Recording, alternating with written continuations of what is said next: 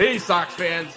Welcome to Good Guys Talk Back, a local fan-centric Chicago White Sox podcast, hosted by Nick Murawski and Pat Hester. Sox fans, welcome back to Good Guys Talk Back. Hey, it is a morning edition. Thank you so much for being with us live. We had to make some schedule adjustments, but wanted to talk Sox with you, of course, because we've got some things to talk about as the Sox are 8 games into spring training as we record here on Saturday morning, February 28th. You can subscribe, like, all those good things to the Good Guys Talk Back YouTube channel. Audio available everywhere you find your podcasts. I am Nick Murawski, and with me, as always, my best friend. He is a diehard Sox fan, Pat Hester. Good morning, sir. Nick, I'm so excited to talk to you in the morning. We've done a couple of off-schedule shows in the past. Yeah. But this reminds me of back in the day. So those that don't know, Nick and I used to do a live morning show in college called The Morning Buzz. Yep. And I think we were maybe the one and only people that were crazy enough to want to do a morning show in college. Yeah. Because, well, Daily. I'll speak daily. for myself. I was usually still drunk at the time. Sure. You'd have to wake me up as I was writing the news and the sports from the night before. And you'd shake me as I was in my big robe and say, it's time to get on the air, bud. And we just had a ball. So this, a little bit reminiscent of that. I am, the only difference is I'm completely sober and I'm drinking a cup of coffee. And I'm excited to talk White Sox baseball, bud. Yeah. Good memories. This is fun. I toyed around, during the time I was doing Locked On White Sox, which of course was daily, and Todd Welter doing a fabulous job with that program now. And I kind of had the option of how I wanted to do the show. And I thought for a minute, I'm like, maybe I could do this as a morning show, live every morning, recapping the previous night. And then I, quickly realized after Vince was born, that is the dumbest thing I've ever thought of and absolutely unrealistic. So it had to be a late night post-game show. Mm-hmm. Yeah, well, you make adjustments as a parent, Yeah, Nick, and you you've had to bob and weave over the past 3 years. So good on you for continuing to do that for as long as you did. Yeah, but it's an exciting time to be alive, my man. Look at number 4 in the Cactus League. Look out, run differential plus 17. I'm all kinds of excited. Yeah, you love that run diff. I do. It's the only stat I understand. That's my go-to. Batting average, run diff. Any moron could go understand what run differential is. It's pretty simple. Want to thank Drew and John right now for being with us early on this Saturday. Sox are 4-4, and they were off to, I think it was a 3-0 start, and I had to take multiple cold showers. I was really I was on fire for this team. And that got me thinking, Pat, as the Sox have cooled off record wise, but not really with some of the numbers that we've been seeing that we're going to get to with some of the folks that have been contributing to the excitement. I would say for me as a Sox fan, I'm excited about what I'm seeing. I'm excited about this season. We're going to get to some of those individual performances, but I was thinking just how your fandom has evolved as you've gotten older and have seen more baseball. Has it shifted in how you consume and understand spring training in one way or another? Well, I think it's a year-to-year thing for me anyway. Like this year, as you're coming into we're on, hopefully, on the roller coaster going up, right? We're still not where we quite need to be. Maybe to contend or go far at a playoff run. You know me, I'm still crazy and think they can be 500 this year. But so I'll take this year's spring training as we're going on the roller coaster up, as I'm excited. I'm excited to know what's going on. I'm excited for wins in spring training. I know that probably is a fool's errand to be excited about wins during the spring training. So it's that's the type of year I'm in. If it's a year where it's a bottom out year and you know that there's no light at the end of the tunnel, I really have kind of removed myself from really caring too much, because any of the guys that you're watching, most likely they're not going to be on the team throughout the year. They're just trade bait. There's a lot of things happening. So that, and I would say somewhat similar to when you're talking about a team that's going to contend. Now, when you're watching a team that you think is going to contend, I'm less worried about what the win and loss record is. I'm more concerned about individual performances. Is this guy getting good work in? Because you think in spring training, as long as your starting pitchers are going out there getting work in and it's quality work, things can happen out of an end of a game where another guy that's not going to make the team is getting some work and could get hit around a little bit and change the direction of the game. So I guess if that makes sense, it's a year by year look at spring training, depending on where the team is at in terms of their trajectory and their where they may finish the year. Yeah.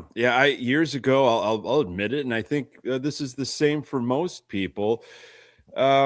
You're really concerned about the win loss. You really I did not like to see sloppy performances. I wanted to see wins that really mattered to me.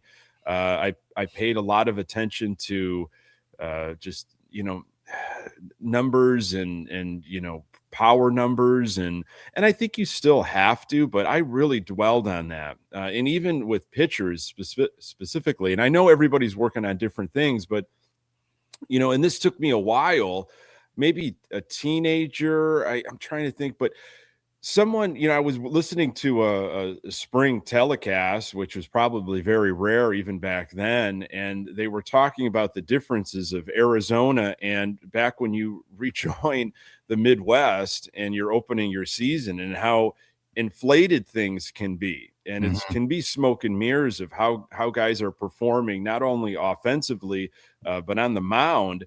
And then what is going to happen when that cold weather hits in about a month? Can you believe it or not? I mean, opening day is in, I think, a month, less than a month, as the Sox start out in Milwaukee. It's going to be different. It's very different of how things, how things go, how that ball will travel, how pitchers are going to feel. We've seen that. We've heard players, complain about that. And sometimes it takes guys a couple months, unfortunately. But when I was at Sox Fest, getting to talk to some guys a few weeks ago, I think I mentioned it. Len Casper hit it really on the head. Is this team, if they're going to do anything, that you got to get out to a fast start. Yeah, you can't find yourself coming out of May, being 12, 13 games under 500, and you got to be able to take those wins when they're available in April and May, and that is going to have to be a fast start, of course. And that's why I guess we look at some of these spring training numbers and these wins and the game within the game, because you want them to be hitting the ground running, taking this into opening day, and hopefully, kind of rolling off of that momentum. It's not always as linear, but from what we've been seeing from guys, and I want to talk about Edgar Caro first. I almost want the season to start right now. I don't know if you felt that way. Yeah, for sure. When you're looking at guys that are individually performing at a high level, it's like you want to, okay, let's have this steamroll into the season.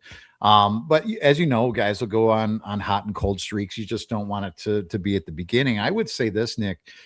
You talk about going from Arizona to cold weather. I guess the advantage that we do have is that we'll be inside for the first for the opener in Milwaukee with a dome. So, weather won't be as much of a factor.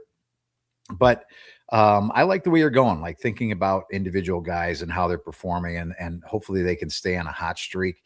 But it's almost like a yin and yang thing, right, Nick? If he had started out and he's struggling, it's like, oh boy, what are we doing here? What's the problem? We got to fix this, and there'd be concern. Now it's like, okay, how long can we ride this until the season starts? So, I right now I'm enjoying what I'm seeing from the team as a whole, but I guess I'm more concerned going back to what you were talking about, the wins being available in April, or late March and into April.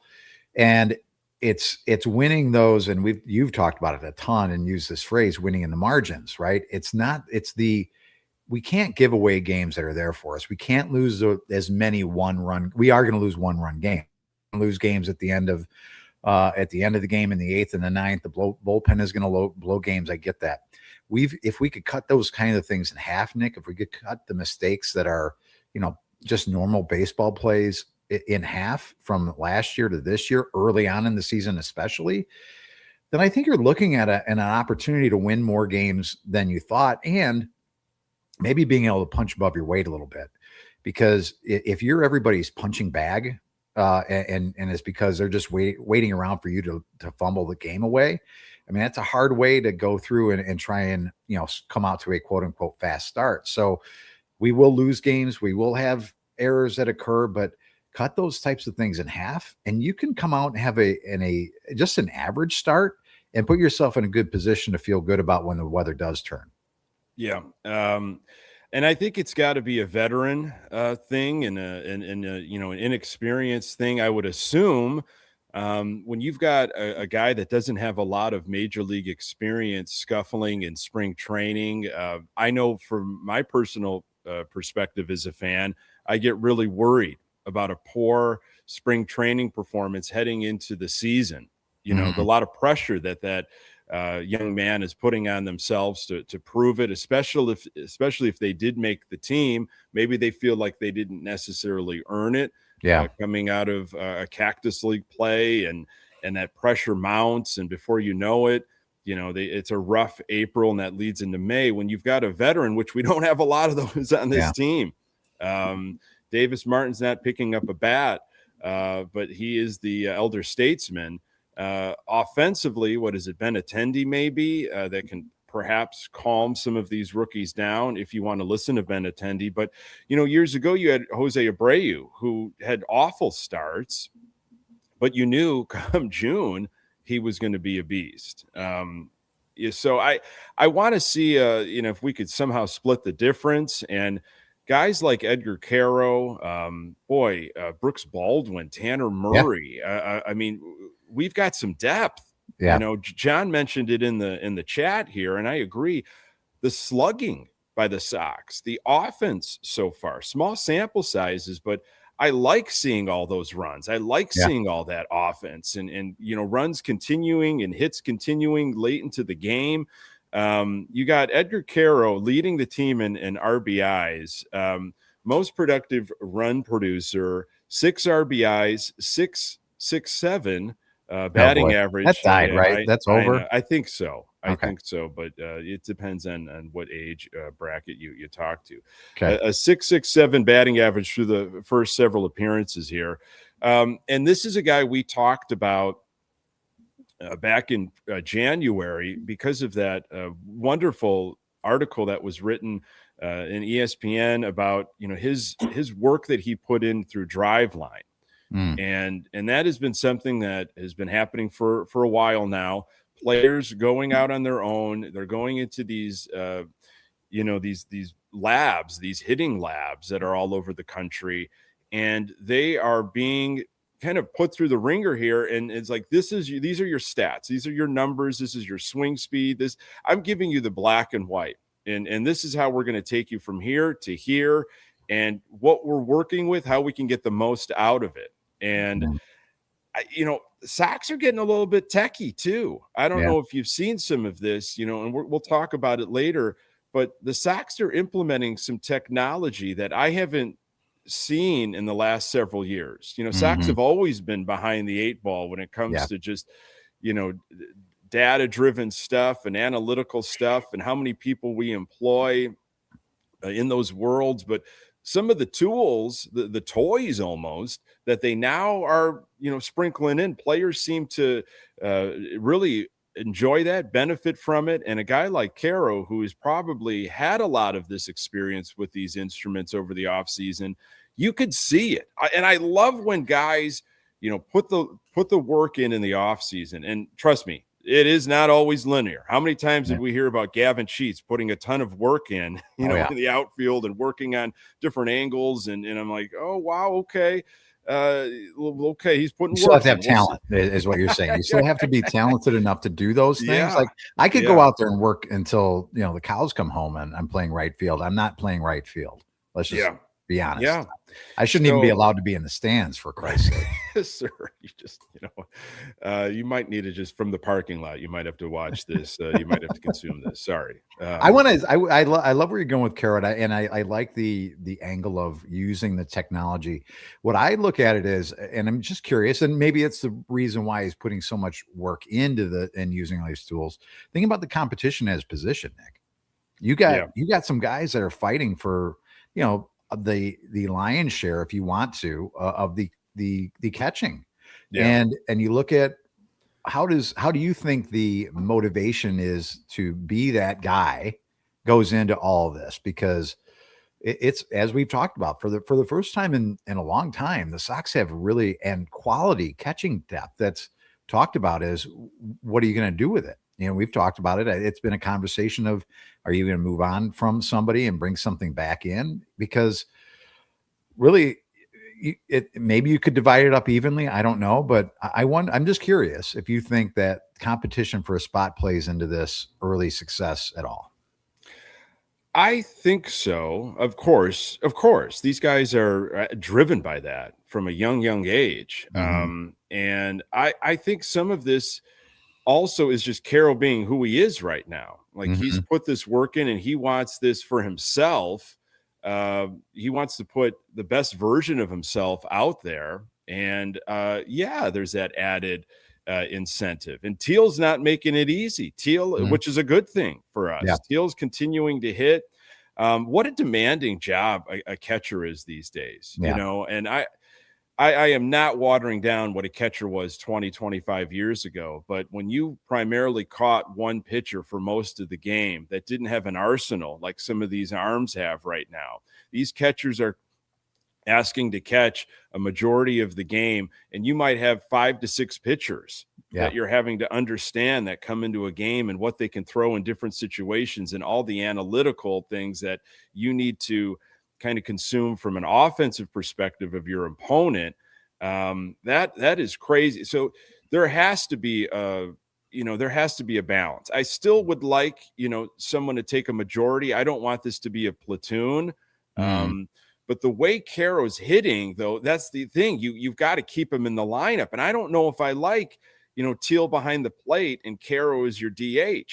I don't like having both of your catchers in the lineup necessarily because of, possible injury. Then what's going to happen in terms of depth? But hey, we need the offense and going all the way back to winning on the margins, taking games when we can. I'm worried that our starting pitchers might not be able to,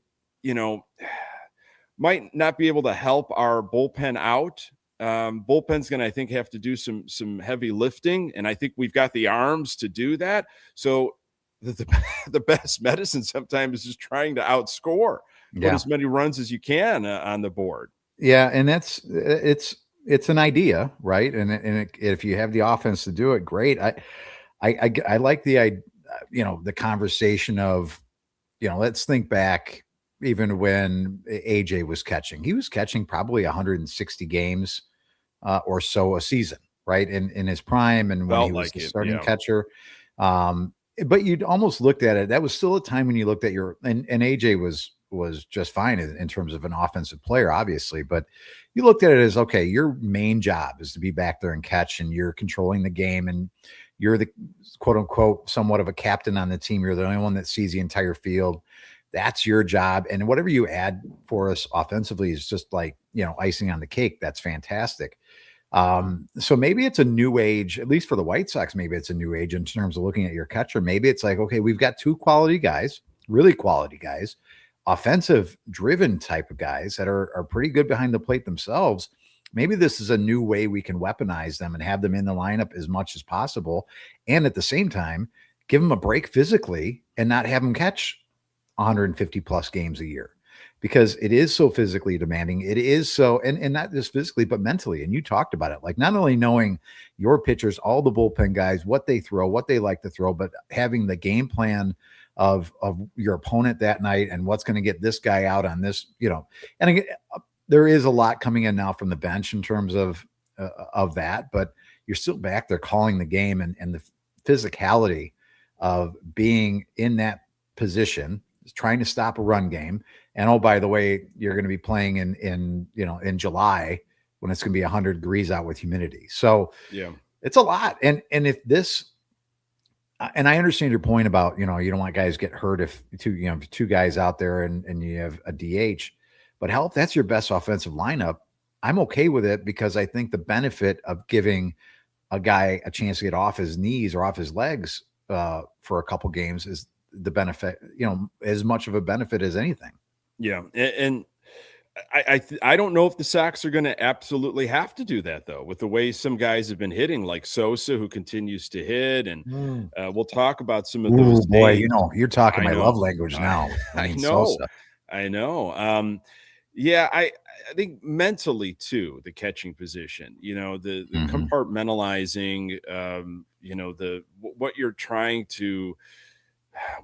to do defensively, and then you've got to go up there offensively, and maybe sometimes it's just best to, hey, you got to just take a break, man, just like a mental break. The game is very different than it was.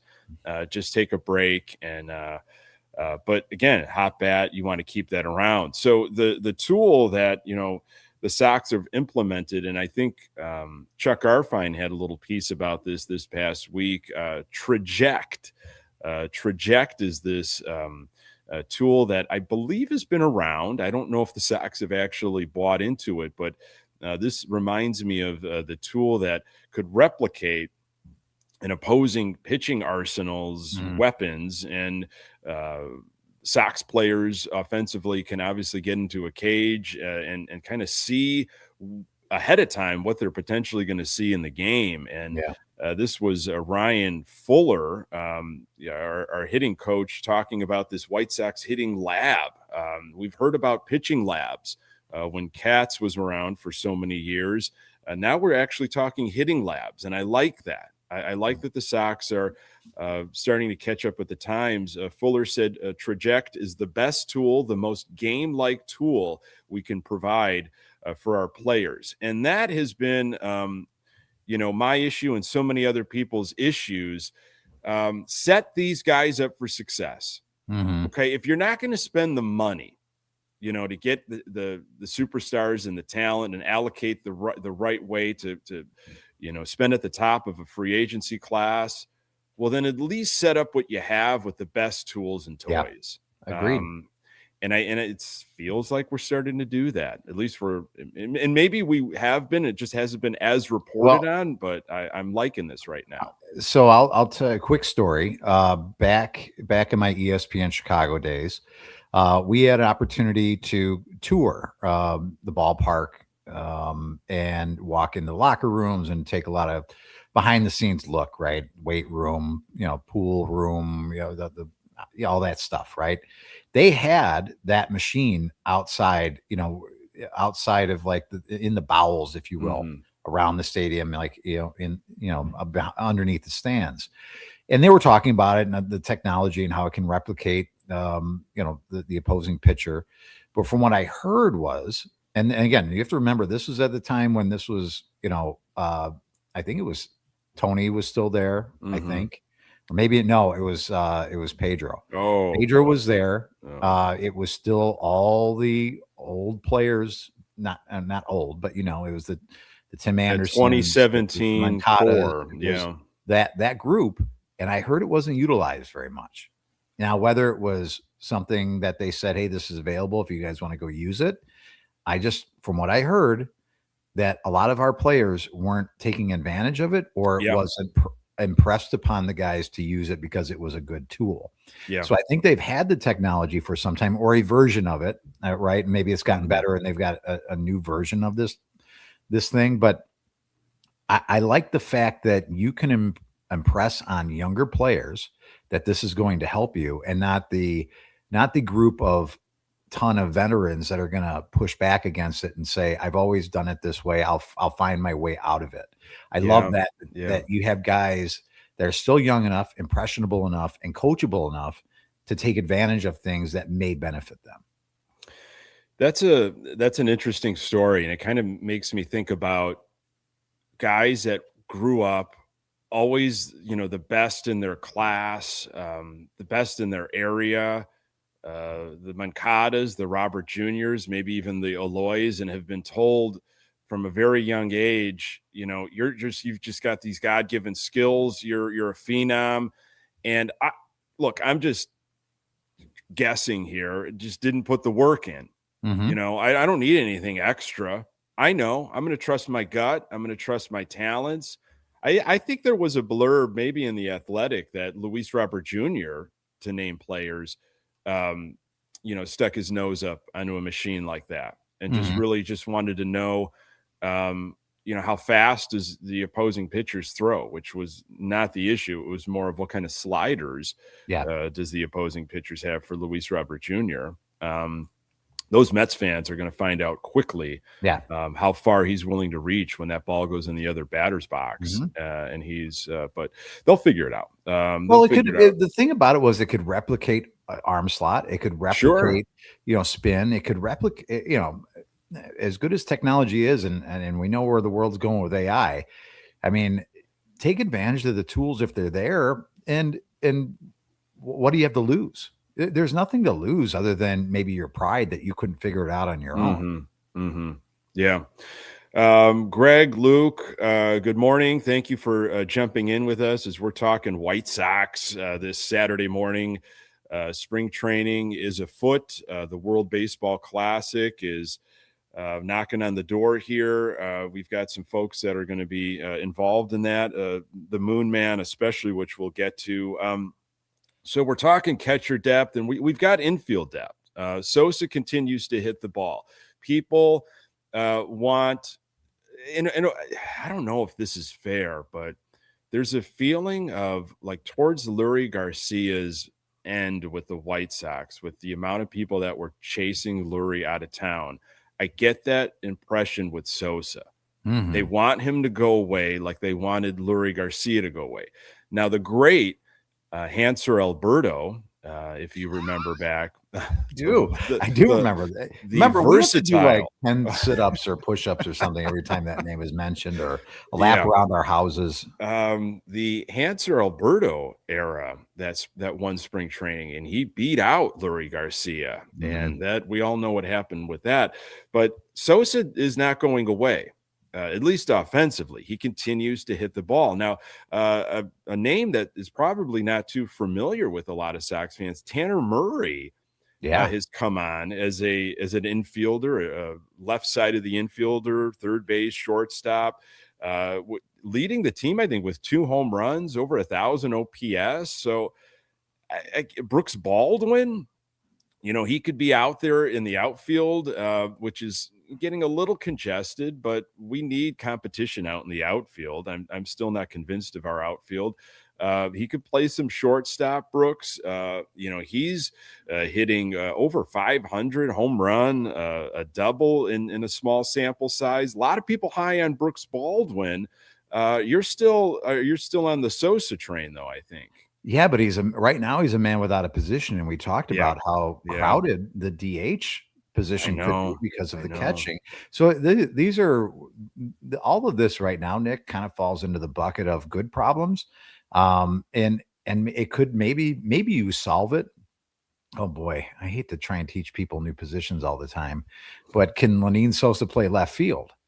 And is there anybody in the world that would take on Andrew Benintendi? No, I don't think anybody's taking that contract on. And I think he's battling. A lot of guys are battling stuff right now, but I think Benintendi might be battling with some sort of oblique issue, or he's always battling something. That's the problem with him. He's always got a wrist or a hand or an oblique or something. And listen, I get it. It's a problem that's probably unsolvable, and we can't get out from underneath that horrible signing that we, at the time, I thought was a pretty good addition and kind of solidified you as a team because of the team that we thought we had at the time.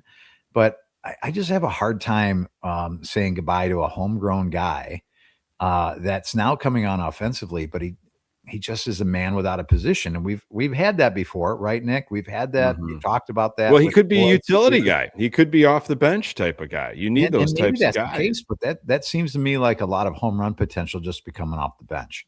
So again, it's a really tough call because it sounds like, or it seems like Moon's going to be playing majority at first base, as he should. With that contract, he should be on the field playing first base. So, boy, oh boy, I'd almost, this would be one if you have kind of decided and looked around and go, we can't really put him in the outfield. We've tried that experiment in the past.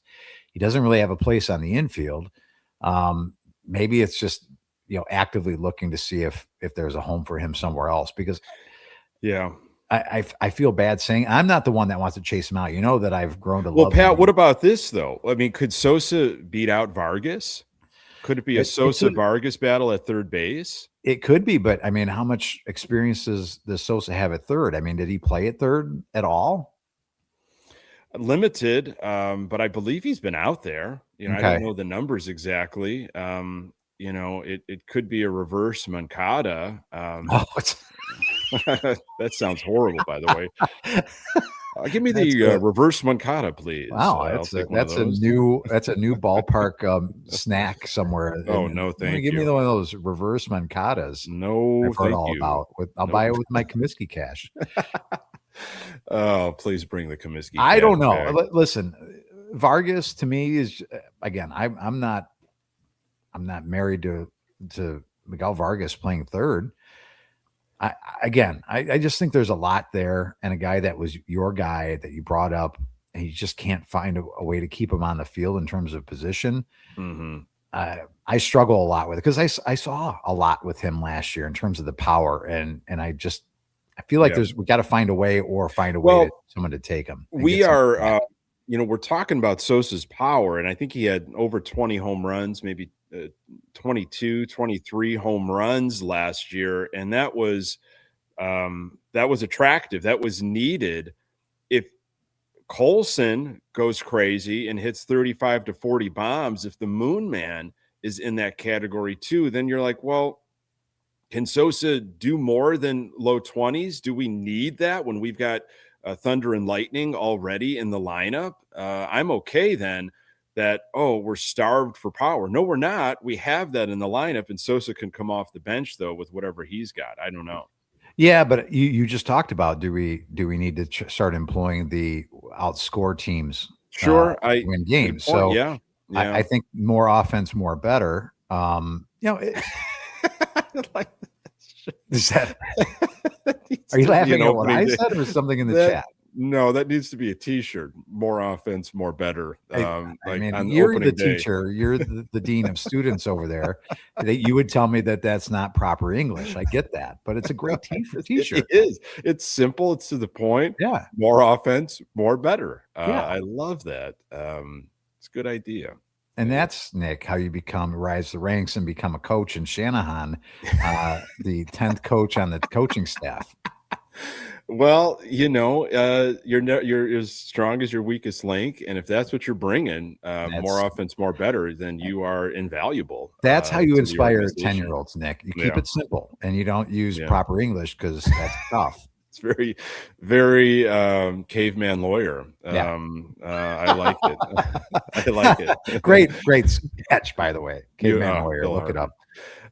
So let's talk about, what everybody's talking about as we are more than a half hour in, which is burying the lead, perhaps. The Moon Man is, he is off to the World Baseball Classic, and he'll return depending on, how his team does, his country does, maybe with a small handful of games left towards the end of spring training, but he has been all the talk, as he should be. A lot of hype. I think he leads the team with 5 hits, a couple doubles, close to 400 average. Even some of the stuff he's been saying, some of the quotes he's been saying. I mean, he is obviously there was, a lot of hype coming in after the signing, but it has just been increased in my mind, which is awesome. And boy, I just hope that it is not just smoke and mirrors. Of all the guys, I wanted him to get acclimated, and maybe this trajectory is going to be extremely helpful for him. He seems like a smart dude that is willing to do anything he possibly can to make himself better and the team better. But I wanted him to get as much American pitching experience as possible, and I have been very impressed with Moon. Yeah, and that's the concern, right? With the the baseball classic, is guys being pulled away from their team, especially a player coming in from outside of the country, getting him acclimated, and then he's going away. But I look at it as he's going to get a lot of heightened competition right off the bat, and he's used to this, right? This isn't his first go around playing in this World Baseball Classic, so. I like the fact that he's going to see some really good competition and hopefully, sharpen that knife for when he comes back and ready to play and get off to a very quick start. So but like, as you mentioned, you're coming in, you're playing in this tournament. It's heightened, right? Everybody wants to play well for their country, and there's a lot of excitement around it, and you want to do well. And you're facing the best competition. Well, maybe not the best, but a lot of the best competition from around the world. And then you come back and you're back in Cactus League where it's kind of ramped down again. So you think about, okay, you're in this highest high, and then you're back in Cactus League, and then we got to bring it back up again for the start of the season. But I like guys getting, at first when this whole World Baseball Classic idea came up, it was like I was against it. It's like, oh, you're worried about this. You're worried about guys getting hurt. Listen, we've seen enough guys get hurt that didn't play in the World Baseball Classic. And guys, listen, I don't care anymore. I like the fact that my guy's going to go out there and get some high-level competition, whoever's going to play for these teams off of my team, and come back maybe with a little bit of a sharper edge when they start the season. Because as we've talked about a ton of times, the fast starts of the world and, how slow and sluggish the teams can look coming out. If I got a little bit of an advantage with a guy that's had some high competition to start the season, I'll take it. I'll take it every day. Yeah. I think I lean that way too. I think we're both, change sometimes rattles us, I'll be honest, and things that are different, and thus being a baseball fan, I think that's the knock against baseball fans for a long time, is that we are just archaic and we don't want to change, and we like the way things have been for the last 150 years or whatever. I like the fact that there was some high level competition, and there was some edge. These games mattered. Not that spring training doesn't matter, but these mattered so much more. So they're playing meaningful games leading into the season, and I think that's going to be helpful. There's always going to be injuries. Speaking of Hanser Alberto again, he hurt his arm or his rotator cuff, or he tore something running to first in a spring training game. And he was trying to, maybe it was early in the season, and he wanted to tell the umpire that he was safe, and he popped his shoulder or tore something. So anything's possible. We've seen with our White Sox over the last several years. As our good friend Mark Infeld would say, you could get shot walking your doggy. So don't go out there and think that you can't get hurt doing anything. So go out there and play, get the competition, get yourself ready to play. I'm all for it. Are you going to consume much of the World Baseball Classic? I will. Yeah. I'm a baseball fan, and if I can find it, if it's available. Where are they playing at? I don't even know. I don't know, and I don't know what stations right now. It's probably Fox, I'll assume, but I feel like it's going to be, March Madness, which is exciting, but you're like, where is this one game? Is it on True TV? Is it on TNT? Is it TBS? Where in the world are they hiding these different Thursday and Friday afternoon games? So hopefully, I'll be watching it. I absolutely will. And of course, I'll be watching guys that are, our guys and how they do, and the Moon Man especially. Yeah, I'm all for baseball that I can actually watch on TV. That's a good thing. That's right. Which, by the way, I'm driving around. I'm wrestling with getting the app right now. I'm contemplating it. We're gonna get a GoFundMe page for you. Listen, it's less about the money right now, Nick, and it's more about the principle of it. But all right. No, it's Yeah. listen, if I had to make it work, if I had to go, work some night hours at Town and Country Lanes, I would do it. But It's a coffee can on the front yeah, desk. listen, they Just could yeah. use a good bartender at night, I'm Mhm. sure. Yeah. I could go out there and do that for a couple Yeah. nights a week. Well, I agree with you. It's just the way things are going. It could be a lot worse. I think sad to say, there are teams that are even worse to their fan bases based on the different cable contracts and TV things that corporations are doing and limiting and blackout stuff. And Yeah. it can be worse. It's not ideal, but it's a little bit better at this point this year than last year. At this point, there wasn't an Xfinity Comcast situation.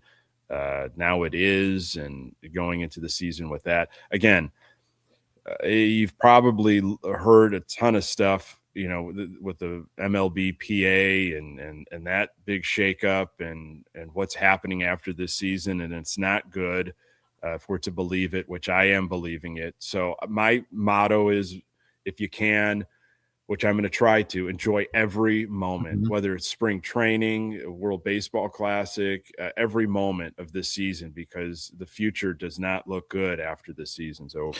Well, Luke put in the chat. So is this right? Because I haven't looked into it at all. Can you just get the White Sox for $20 a month? Yeah, I think you Okay. can just All get right. your team. Yeah. Okay. Well, then maybe that's in consideration. I'll Yeah. bring it up with Tower Control, which It's is a tank Katie of Hester. gas. It's less than a tank of gas. Who needs gas? Who needs a tank of gas? I'm just going to be at home watching the game anyway. I'm not driving around. Hey, it's math. It's math and science at this And point. we can make cuts. There's, yeah. The kids will Yeah. just have to wear hand-me-downs. That's fine. You make From your own me. They're clothes. gonna have to I wear would love to see you just make your own clothes.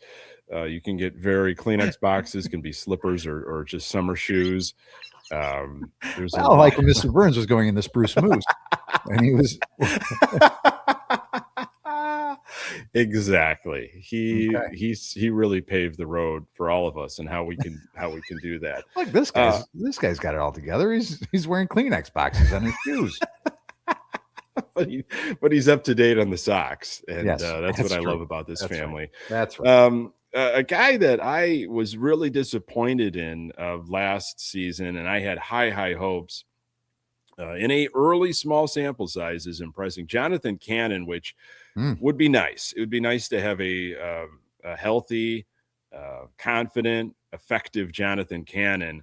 One win, striking out 3 batters in 4 2/3. It's really nothing, but confidence, I think, is everything for a pitcher that is scuffling, that needs to prove something, that has hopefully got a chip on his shoulder. A lot of people have written me off.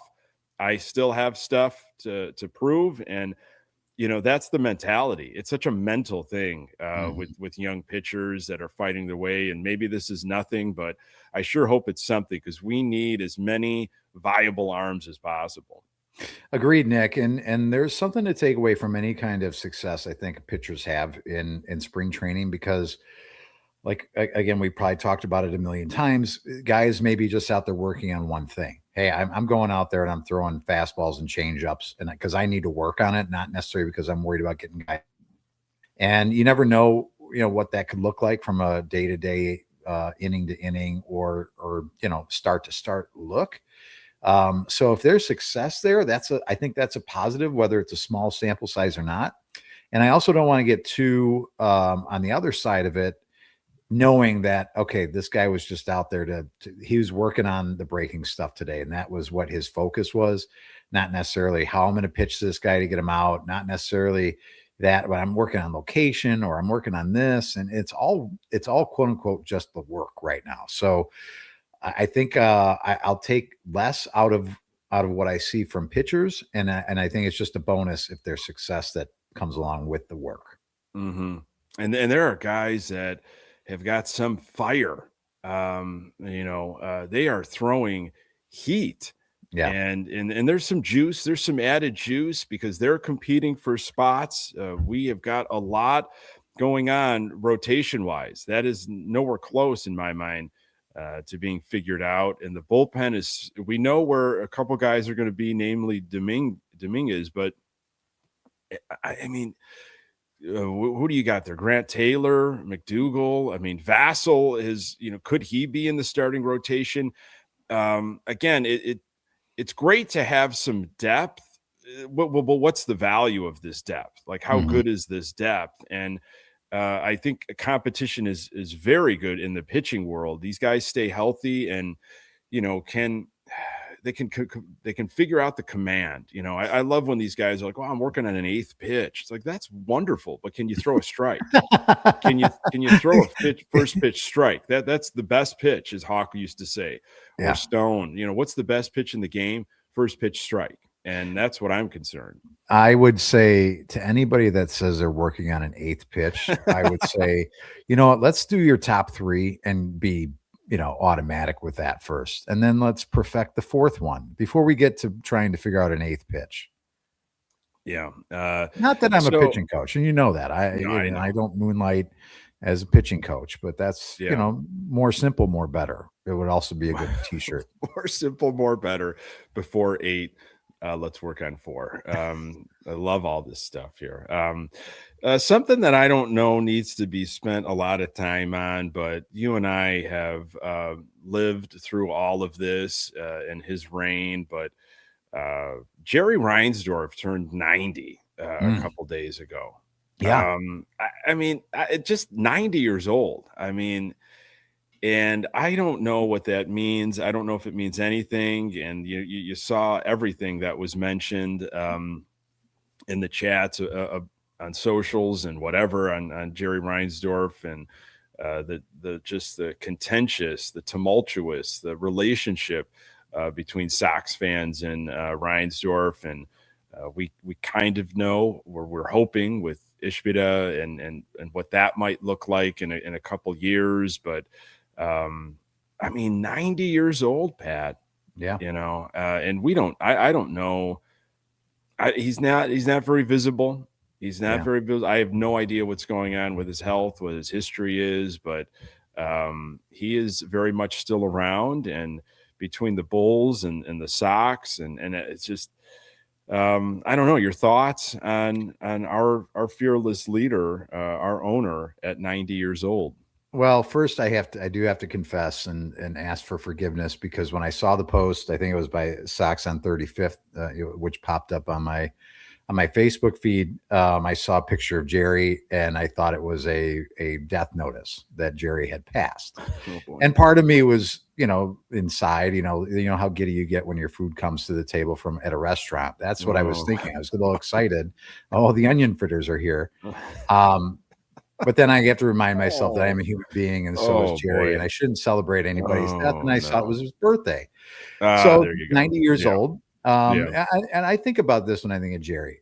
He could have had this city, this team, in the palm of his hand. You rewind the clock, 21 years back to when there was a great parade going through the city of Chicago. And Paul Konerko hands him a baseball from the final out of the 2005 World Series. And you had however many people were there. That's always debated, but well over 1 million people chanting Jerry, Jerry, Jerry, a whole fan base thanking him for what he had, quote unquote, done and put together. And then you look over the years since then of the futility, the infighting that he allowed to happen within his leadership. The inability to, go out and pay for top-notch talent, and almost make the White Sox as unattractive of a place for a free agent to go as possible. He could have had it all. He could have made money. He could have won at the same time. He could have been innovative. He could have been the boss that was solely needed when there was people arguing and fighting, and you couldn't get on the same page with presidents and GMs and all the stuff that he allowed to happen. He could have stepped away or stepped aside when the thought was, hey, I'm going to hire my old buddy back who's well into his 80s and the game has passed him by, but he couldn't help himself because he had to, quote unquote, right a wrong. He should think about more righting a wrong between us and the fan base than his old baseball buddies. And you can never write, for me, you can never right or wrong in his role in playing what he played in the strike in 1994, which robbed us of possibly an earlier World Series championship. So, there's a lot more bad than good when it comes to Jerry Reinsdorf. I really need to step away, and I'm being honest as a human being, and not wish harm or death upon anybody, whether it helps my team or not. But that's what I think about with Jerry. It's not a lot of flowers being thrown his way from me. Yeah. Yep. I think that kind of sums it up for me too. I am ready for, very much ready for a different ownership, a different kind of direction, mentality. And there's no guarantee that a different ownership is going to do things the way we want them to be done. True. Just because it's different doesn't mean it's going to go the fans' way. And it could be worse. It's tough to imagine that, but it could be worse. Who knows what another owner, and it's obviously Ish that is going to be doing, and how we're going to perceive it as a fan base. But I feel like we're all collectively in that mentality of anything different should be better. So anyway, I think so. But you look at the Mets. I'll look at the Mets again, just because they have an ownership group that is net worth most in all of baseball. And if Ishbia and his group comes in, they would be the second net worth ownership group in all of baseball. Just because you have a lot of money doesn't mean it's going to be run correctly. So I'm with you. Change doesn't necessarily mean it's going to be better, but you'd have to almost think it has to be, just because the way it's been run for over the past 40 years. Mm-hmm. Yeah. And we're hoping desperately that this year starts out different. This year has a different feel. Again, I'm really worried about baseball after this season. I'm going to enjoy this. And what the Sox are trying to build off of started happening in the second half last year, post All-Star break. And Scott Merkin highlighted it, in some storylines that are kicked around in baseball this past week. And he wrote, there's a different feeling, a different vibe around the White Sox, and it's noticeable in the most positive of ways. This group is pushing for the same goal. Those good vibes began last season with a 28-37 record after the All-Star break, and the offense coming alive. And further kind of talking about these vibes and this attitude was new reliever Jordan Hicks. He said, everyone is there, believes we can win a championship 100%. It's less like we're going to win the World Series. It's more just an energy of we're going to win this game. We're going to win for the day. We're going to win everything that we do. That's the mentality you have to have as a winning ball club. I'm excited. And that was refreshing. I think, you talk to players, and at the beginning of the year, whatever sport, it's like, oh, it's championship or bust. And that's a really, that's a mega concept, and I think you got to go micro. You've got to go, one day at a time, one inning at a time, pitch at a time, at bat at a time. And the confidence is something that is infectious and can absolutely catch fire. I believe that. It's TWTW, whatever you want to say. There is something about guys believing in each other, in themselves, in the direction that they're heading.